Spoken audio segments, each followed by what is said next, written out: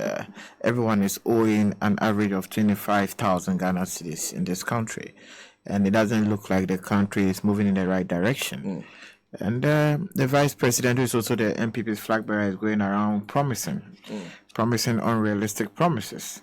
And their running mate is also going around arrogantly apologizing to everybody. Anytime he makes a statement, he has to apologize. Quite apart from that, we are just hoping and praying that the good Lord, who has made us endure for 7 years, 7 months, will enable us manage for the next 3 months, so that His Excellency John Dramani Mahama can come and salvage us from the current economic comatose and the current hardship we are experiencing. So that is how I'm sure everyone's morning is today. Great. In fact, we are in an election campaigning period, and it seems you have taken quite a sizable chunk of our attention this week with 2 events you organized from the National Youth Secretariat of the NDC. One, you did the launch of the manifesto. And I know you've paid attention to the one thing that is attracting a lot of attention, your offer for university students, the new ones. What went into the decision to include that? Before I even go into that, I just want to use your medium. I know we do not have time, but let me use it to thank His Excellency John Dramani Mahama for making time to interact with the youth on the International Youth Day. I think that was on the 12th of this month. He spent the whole day with us. In the morning, we launched our manifesto, as you said. In the evening, he spent time with about 5,000 youth at the Bukum Boxing Arena, where he listened and answered every question on his feet. Unlike Baumia, who was asked just one question by a young lady in the Bono East region, and he couldn't answer. He had to run to Accra and look for the answers to the question. In fact, he had to stop the campaign, run to Accra to look for the answers to one question a little girl, very courageous, intelligent girl, asked him. So His Excellency John Dramani Mahama is one that understands the country. We are part of the birthing of this democracy, so he understands every nook and cranny of this economy. So I just want to thank His Excellency John Dramani Mahama for making time for us. Now, back to the issue. Because he said that you put together those 2 events. Yes. Were you satisfied with how both events turned out? Absolutely. It was monumental, epic, and beautiful. Everyone that attended realized how beautiful the program was. Aside from its, the beauty of the program itself, we also decided to send out a message, and the message has been sent out across. That is what actually matters. And of course, to you, the media men, you did a fantastic job in enabling us sell our message across. And that's why today it's topical. Everyone is talking about the NDC's Youth Manifesto, the promises and the content of the manifesto, whether it's achievable or it's not achievable. But I can tell young people to allay their fears. They should be calm, because we have thought through all the promises and policies that we promised. His Excellency has thought through them, and he knows that these are achievable, realistic promises. These are not just promises in order to win elections. Our friends on the other side, every day there's a new promise. Every day there's a new promise. Unrealistic, unachievable promises. We have been bedeviled with all their failed promises of 1 village, 1 dam, 1 district, 1 factory, 1 constituency, 1 million. We will arrest the dollar and give the key to the IGP. We'll make sure the money is there. It's in the Bank of Ghana. We are not going to borrow. But what are we experiencing? Monumental lies, incompetence, and ineptitude. So you would realize that the NDC's manifesto has been carefully thought through. We have gone through it. It was a manifesto by the people. It's not as if we just sat in and decided to put together what we want to tell them. We went round. His Excellency did the Building Ghana tour, if you remember, and people brought out their issues, the teething issues that confront people of this country in every aspect of life and every aspect of the economy. So young people believe that post-secondary school, most people gain admission into tertiary institutions. People excel, people blow A's, as we call it in our local parlance. But sometimes you realize that the school gives you the admission, they give you a minimum of 2 weeks, sometimes a maximum of 2 weeks. You either pay or you forfeit your admissions. So we realize that this is an issue, and no one should be left behind by virtue of the fact that you're unable to pay your admission fees. It doesn't mean that if you are intelligent, you'll also be able to afford fees. And doesn't mean if you're able to afford fees, you'll be intelligent also. So this is to enable everyone out there who has gained admission to be able to access tertiary education within the first year. People try to understand the policy. It's a very simple policy because most people gain admission, they're unable to pay admission fees, and for that matter, they forfeit their admission. What we're telling you is that, or what His Excellency John Dramani Mahama is telling you is that once you gain the admission, government is going to absorb your first year's admission fees, your academic admission fees. Once you are in the school, you are also eligible for the Students Loan Trust Fund. So in your continuing years, you can now apply to be given the student loan trust fund. Then you can use that to fund your continuous education. That's for the third year, the second year, the third year, and the fourth year.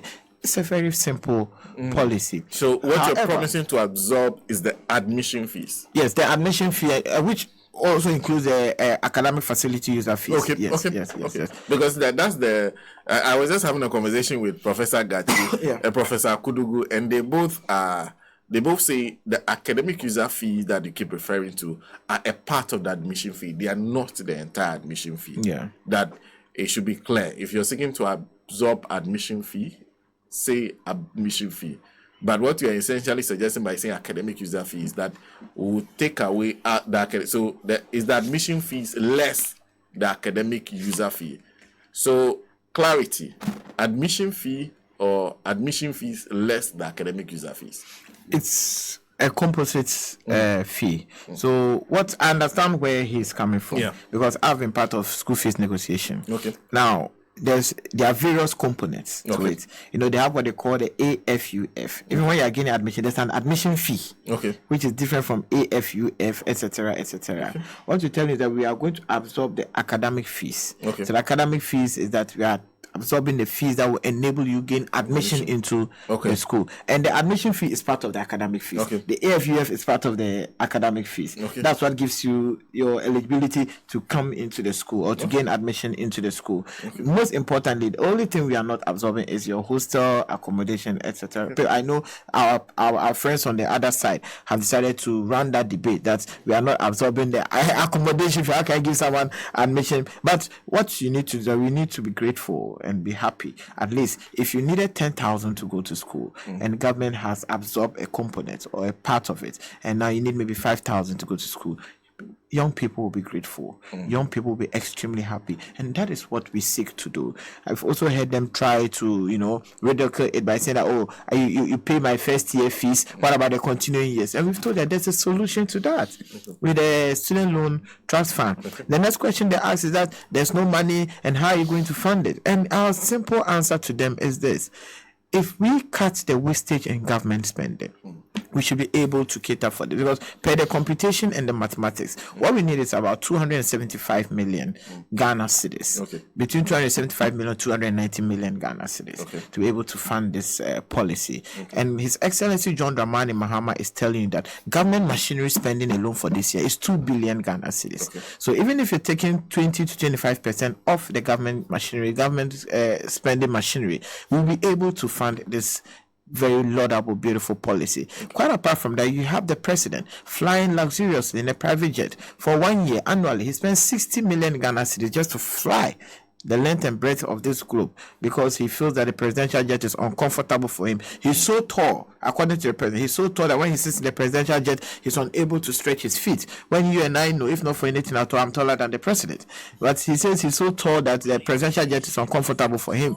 And don't also forget that, do you know that to move the president's chair around in this country annually, it costs us at least 2 million Ghana cedis annually to move the president's chair. The chair he must sit on everywhere he goes, because it's in a tundra, it's being fueled, there are drivers, there are people guarding the chair, and they are servicing the car, etc. So all this wastage is what His Excellency John Dramani Mahama said, that when I come into power, I'm not going to spend 2 billion on government machinery. I'm not going to fly luxurious private jets. I'm not going to put a chair in a vehicle that will be moving around with me because I must sit on a particular chair. All these are wastes that he thinks that we must be able to cut off to be able to fund most of these very prudent policies. So our simple answer to them is that we will cut government spending. The president is not going to award his brother inflated contracts to the tune of 200 million Ghana cedis through Cocoa Board.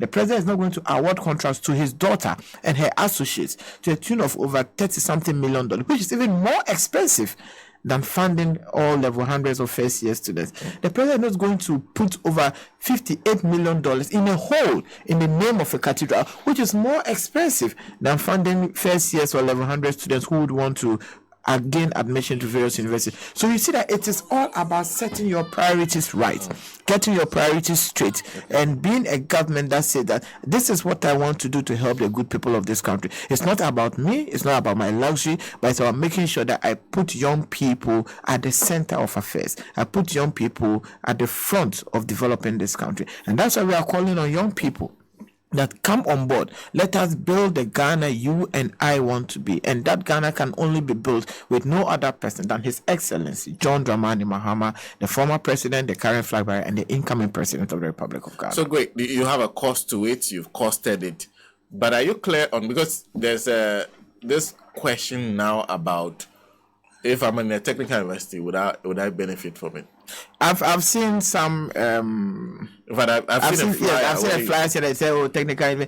What the policy is to cater for public tertiary universities. Okay. So whether you are a social university, you are a technical university, you are whatever university, once the public university, you fall under the policy. That's what it's about, public university. So whether you are technical or you are scientific or anything, once it's a technical university, you fall. So let no one deceive you.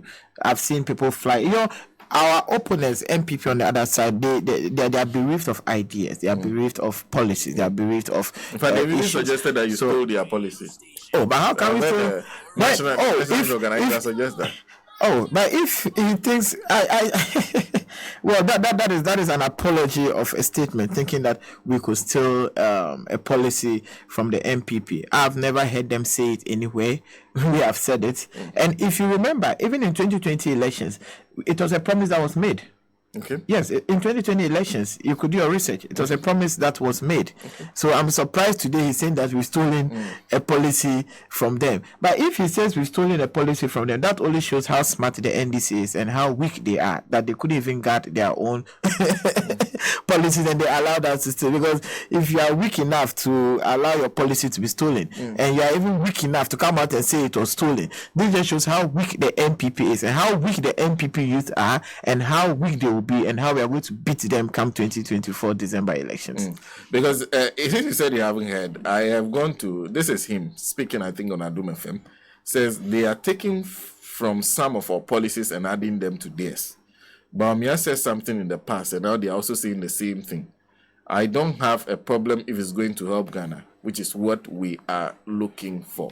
So there's that suggesting that you are taking away from some of their policies. If you didn't initiate something yourself, it's very difficult to implement it. And that's the problem with the NDC. If they are giving a loan to students to pay their fees, then everyone can go for a loan to pay their fees. There is the Ghana Student Loan Fund Trust. So it is not a new thing. This seems like a vote buying gimmick because they don't have any genuine intention. There's no integrity in the things they say. What you're seeking to do is this is a vote buying gimmick. Well, this is I think I've heard you read what Salam, the MPP youth organizer, has said. I think this is an empty piece of response coming from the MPP youth organizer, and I see this as an apology of a response. This is extremely empty. In fact, this is noise coming from an empty barrel. I would say without apology, because how can you say that this is a policy stolen from the MPP? The MPP has never said anywhere that they are going to have free fees for level 100 students. They haven't said it anyway. If there's any academic theft at all, it is the MPP that has continuously stolen our policies and promises. Remember, we brought up the 1 million coders program under the NDC's manifesto, even the 2020 manifesto. Yes. You realize that Baumia has started promising the same promise that they are going to train 1 million youth into computer, etc., etc. That is a stolen policy. So if there's any thief, so far as stealing of policies is concerned, or manifesto promises is concerned, Baumia is the greatest thief. So far as stealing manifesto promises and policies is concerned. He doesn't have any he doesn't know what it's about. In 2020 manifesto, it was in our manifesto again that we're going to have free tertiary education for people living with disabilities. In recent times, I've seen Baumia also making the same promises. So who is the thief now? Because we have it in our manifesto way back in 2020, and Baumia is now making those promises. So between the NDC and the MPP, if there's anyone who is bereft of ideas, if there's anyone who is engaged in academic theft, so far as manifesto is concerned, it is the MPP that is bereft of ideas. It is the MPP that goes to look at the NDC's manifesto at night to steal excerpts of it and let Baumia come out and make promises. So the MPP youth organizer should go back and do his homework well. If he doesn't have any ideas as to how to run his youth wing, and his youth wing currently is the weakest youth wing, even coming from the MPP's youth themselves, they are disappointed in him as a youth organizer, and for that matter, he just has to say something to represent something to energize his youth. So please, I think he should concentrate on organizing his weak youth wing of the MPP. Yes. I realized you started smiling when you said it. I'm sure that question has been asked you on many occasions. But let's stay with the two events you organized. You said you wanted to send across a message. Yes. And that message has been resoundingly sent. Which message was that? Yes, the message to the young people of this country that we currently are disappointed in the current economic dispensation. We are disappointed in the current government. We are disappointed in the current governance system. And young people have decided to back both political parties as one. They keep telling that NDC and MPP are the same. We are not the same. The NDC builds, the MPP destroys. The NDC protects, the MPP steals. The NDC makes sure that it increases the moral fiber and fabric of this country. The MPP dissipates and destroys the moral and political fabric of this country. The NDC has its humble flag bearer, Excellency John Dramani Mahama. The MPP has a lion and arrogant flag bearer and a running mate. So we are not the same. To young people who want to live in a better Ghana, to young people who want to live in the country they hope, wish, and dream for, we are calling on you to join His Excellency John Dramani Mahama and the NDC to build the Ghana we all want to. And at the end of the day, we all will live in a better country. Thank you. Great. In fact, I realize you're looking at your time, but anyway, but because that event has attracted a lot of attention, there's even been critique of who shouldn't have been there, who should have been there. There are people who are saying that some of the people you invite there have been people who have been advocating for President Akufo-Addo and even supporting the MPP regime, among others. They were all invited to be part of especially that dialogue. Have you heard those, even from within your party? And what are your responses to that? That some of the popular faces you brought in were persons who have in the past actually stood against your party when it comes to elections. Yeah, there's nothing wrong still trying to convince your foe to join you. There are people who have stood against John Dramani Mahama, people who have demonstrated against John Dramani Mahama on the streets, etc., etc. And today they are humble enough to eat a humble pie and say, well, we want to we thought we did the wrong things and want to, come back and join the NDC. NDC alone, NDC members alone, NDC youth alone cannot win the elections. We need everybody on board. The NDC's population alone, if we say we want to campaign only to NDC members, we cannot win an election. We need to reach out to as many young people who are neutrals, many young people who are disappointed. So that is why we need everyone on board. So if you're an NDC member and you see someone who formerly used to insult the NDC, join the NDC, welcome them, because we need everyone.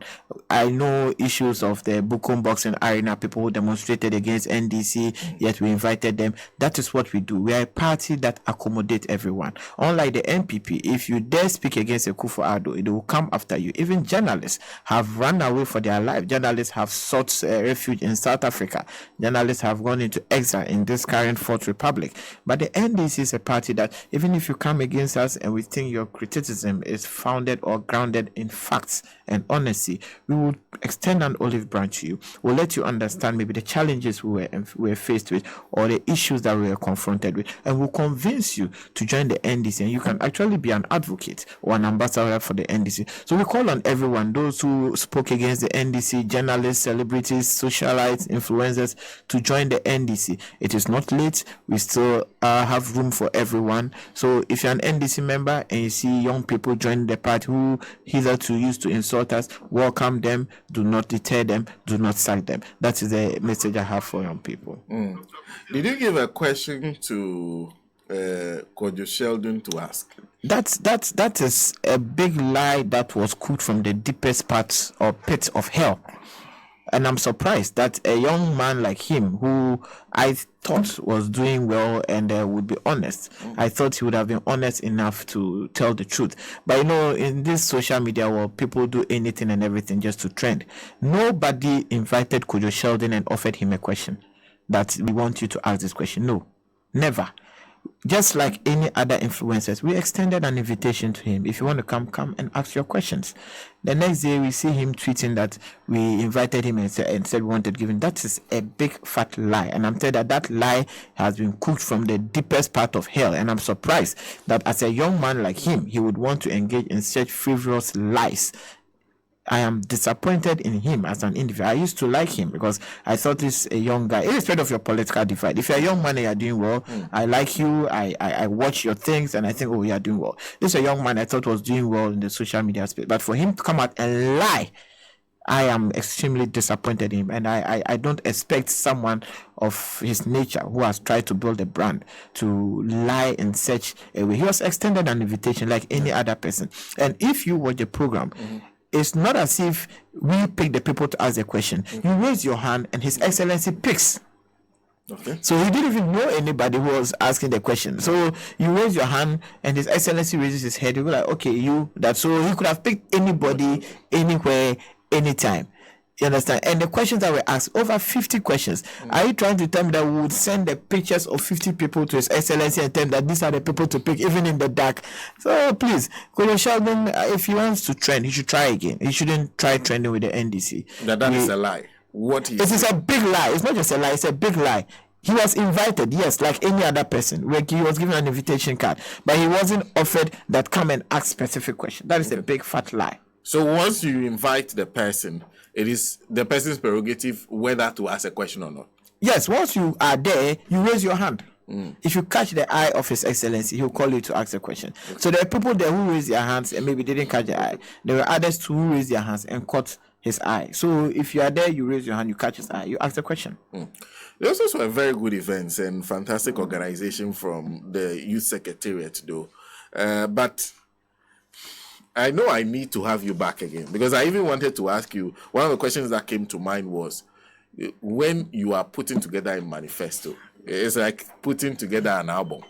Why do we segregate it? No, I mean, if you're putting together, your eye is on a particular policy that you know will attract public attention. Because I heard lots of things. Did you expect that this particular one was going to take over the entire discussion? This one about the academic user fees, absorption of the admission fees. Did you anticipate that popularity from that policy, or there was a particular policy that you thought was going to? Yeah, there were quite a number. When you put together a manifesto, you don't expect just one policy to run through because different people and what will attract them. Of course, we expected this to gain so much traction. So this and the 1 million coders program, we expected it to gain so much traction because that is a program that we thought would attract more young people. And there's another policy about presidents having a seed money of 750 million Ghana cedis for entrepreneurs microcredit institution. We expected that to gain traction because that's to empower young people, and the aspect of agriculture too, we expected to gain traction. So I mean, they are all gaining their own traction based on the time and the discourse. So we expect every policy out there to gain so much traction. For example, we are decollateralizing Get Fund. We are looking at completing all e-blocks, etc. I'm sure all that will gain traction based on the time and the discourse. But I think so many people have run home with the no fee stress for level 100, and people are trying so hard to punch holes into it. But it's a solid. But so far, has the critique been helpful? Because beyond the New Patriotic Party, I'm sure you've heard even lecturers, very senior people lecturers have welcomed it, and some lecturers also have stated genuine concerns that, well, don't you think that this will delay in government subvention that comes to university? But yesterday His Excellency spoke about it and asked them to allay all fears. These are two different components. The government subvention will come on time, and this would also come on time, because he is seeking to prioritize it. He has told them that if I, as a president, I have to cut my spending to make sure that this is achieved and you are made comfortable, it will be done. I'm not going to spend 2 billion around in this country in the name of government machinery spending. I'm not going to move around with a chair that will cost this country annually close to 2 million Ghana cedis. I'm not going to travel in luxurious jet that will cost this country 60 million Ghana cedis. I'm not going to go dig a pit that will cost this country over 300 million Ghana cedis. I'm going to be very prudent. I'm going to be very circumspect, and I will make sure that the right things are done in terms of priorities. Well, what we'll do is that I would have wished to bring you back on this, because any day, anytime. Yes, and perhaps we'll work with your secretariat to also find a few people who speak to the sectorial parts of the manifesto you put together. But let me conclude. You know what is on this paper. I don't need to read it. Did he say that? Well, this I think this is taken out of context. They said be ready for bloodbath. Be ready for bloodbath. I never said be ready for bloodbath. This was in a walk in Koforidua. Okay. So the NDC, we call ourselves the Green Army. Okay. So in charging the crowd, I shouted the Green Army. We are the youth of this country. We are the Green Army of the NDC. We are the revolution soldiers. We are born out of revolution. In the next 3 months, we will make this country ungovernable because they have stolen so much. We will demonstrate. We will campaign. We will be on the streets. And anyone who has stolen money, we'll make sure they cough it out. If you are involved in any corrupt deals, we'll make sure you cough it out. If you are involved in any inflated contract, we'll make sure you cough it out. We will demonstrate. We will picket. We will campaign. That was the statement. And the next thing they say bloodbath. How can that You never said anything about blood. No. The video is out there. Not a single comment. This is the speech I made. This is the speech. I can send you the video. This is the speech. Okay, it's exactly what you just said. Exactly. So the quote from the Informer News, and let me read this for the benefit of our listeners. This is the quote that the Informer is relying on. It says, in the next 3 months, we shall make this country ungovernable for the MPP. Yes. We shall demonstrate. Exactly. We shall be on the streets. Yes. We shall campaign. Yes. We shall make this country ungovernable. Yes. All the monies they have stolen, they must vomit it out. How is that a bloodbath? Anyway, very interesting. Very interesting. On this. Wow. So you see, the headline and the content are two different things. You see, sometimes people just say, we'll make it ungovernable and they leave it there. But if you read what I said, I went into details what I meant by making it ungovernable for them. It's not soldiers taking guns. No, I said we'll demonstrate, which is within our right to demonstrate. We will campaign. It's within our right to campaign. We will ask people who have stolen money to cough it out. It's within our right to do that. So, but well, it's part of the media. I mean, it's that's interesting to know, because bloodbath. Because once you read the headline, you're like, wow. So if you don't go up in and read the content, I'm sure you also caught. Yes. To be very frank, I have seen the headline. The headline, it has been showed to me, but unfortunately I haven't read the details. So my attention was drawn to it. But I was saying that when you come, we'll read it to you and then respond. Not knowing that is the quote they are referring to. Yes. Okay, so he did not say bloodbath. clearly did not say bloodbath. But I also wonder, why do you call, just now you call it the Green Army, Yeah, so I don't know whether I should say it on air, but the NDC has colors. Okay. We have the green, the red, the black, and the white. Okay. So every wing was supposed to pick color. So the youth picked the green. Okay. And we just called it the Green Army. Why I think the women picked red. You could have gone with red because youth, your So eyes are. I read. I wonder why you.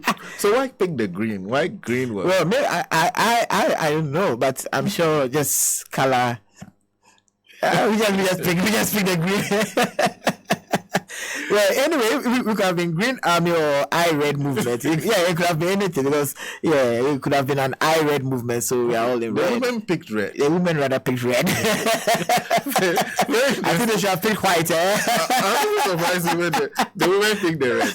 I think the chairman picked white and the organizers picked black also. I think it's just the colors of the NDC that ended up. But the NDC we tried ourselves as the Green Party, and the NPP calls themselves the Blue.